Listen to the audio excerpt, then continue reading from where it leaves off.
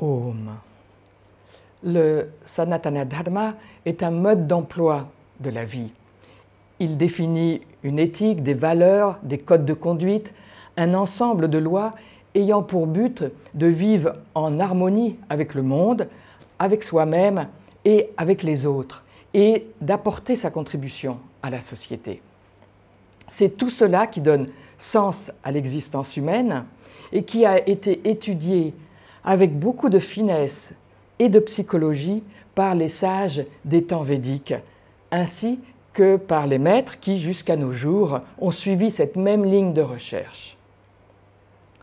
Les Védas, les textes sacrés du Sanatana Dharma, mettent fortement en avant le fait que nous ne sommes pas des entités séparées. Nous sommes reliés les uns aux autres comme des perles sur un fil. Et la pensée védique symbolise cette interdépendance, donc ces liens qui font que l'être humain est inséré dans un ensemble, par les 5 dettes de gratitude, Pancha Rin. Chacun vient au monde avec ces 5 dettes du fait même de recevoir la précieuse existence humaine. Et l'hindou se doit d'accomplir régulièrement 5 actions pour remercier et en quelque sorte rembourser sa dette de gratitude. Ce sont les 5 actions sacrées ou offrandes, les 5 pancha, ça veut dire 5, yagna, les 5 sacrifices que nous allons voir maintenant. Tout d'abord, bien sûr, c'est grâce à nos parents et à nos ancêtres que nous avons ce corps.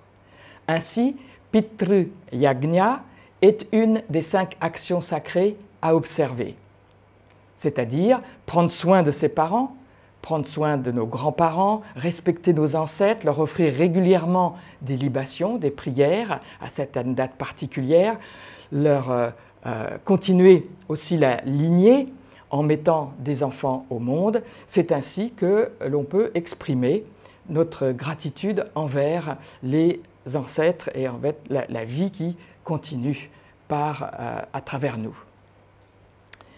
Deuxième point, nous dépendons au quotidien d'êtres vivants, depuis, on va dire, la vache par son lait jusqu'aux bactéries qui vont transformer le lait en yaourt, par exemple. Nous contractons ainsi ce qu'on appelle Bhuta Rin, la dette envers les êtres vivants, et le Bhuta Yagna consiste à organiser donc, par exemple des bassins d'eau potable pour donner à manger, donner à boire aux oiseaux, aux poissons, aux insectes, aux chiens, aux chats, etc. Par exemple, le rangoli, la décoration qui est faite devant le seuil de la maison avec de la farine de riz, permet aussi à certains insectes et à des oiseaux de se nourrir. Ce sont des exemples de Bhuta Yagna. Troisièmement, nous avons besoin et nous dépendons de la présence d'autrui dans notre vie, les autres êtres humains. Et la plus importante valeur dans la société indienne, c'est Vasudhaiva Kutumbakam, une formule du Rig Veda qui dit « le monde est une seule famille ». Ainsi, la solidarité est une responsabilité sacrée dans l'hindouisme. C'est un devoir envers la société, nos frères et sœurs, sans rien attendre en retour. Nourrir les pauvres, réconforter les affligés, accueillir les invités, etc., sont des formes de Manusha Yagna pour acquitter notre dette envers les êtres humains. En particulier, tous les festivals, et il y en a beaucoup, et les différentes célébrations comportent toujours le fait d'inviter beaucoup de monde, de nourrir les pauvres avec amour et dans la joie. Quatrièmement, la vie sur Terre est possible grâce au soleil, à la lune, aux étoiles, aux océans, aux rivières, à l'air, au vent, au feu, aux montagnes magnifiques, etc. Ce n'est ni le jardinier, ni le propriétaire du jardin qui rendent la mangue sucrée. C'est le fait des énergies à l'œuvre dans la nature. Ces énergies sont appelées les devas, qui veut dire divinité, car tout est sacralisé et tout est rempli de conscience. Donc, ces énergies de la nature, les devas, nous les remercions par le Deva Yagna.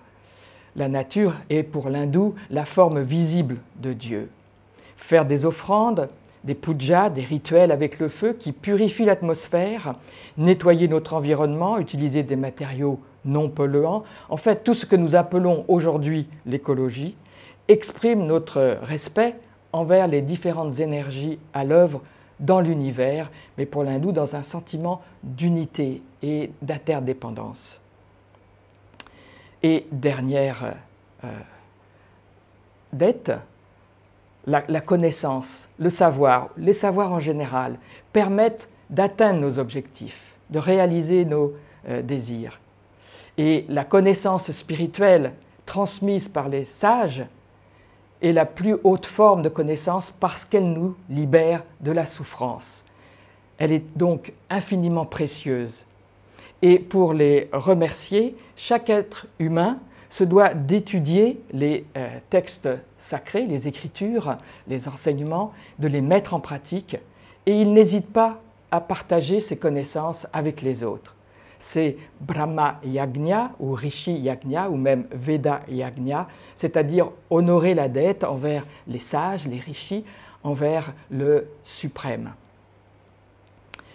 Ainsi, lorsque nous prenons conscience chaque jour de tout ce que nous recevons, nous ressentons de la gratitude. Notre cœur se remplit d'amour pur, dissolvant l'individualisme, le sentiment de séparation, et nous réalisons notre unité fondamentale, ce qui est le sens et le but de l'existence humaine.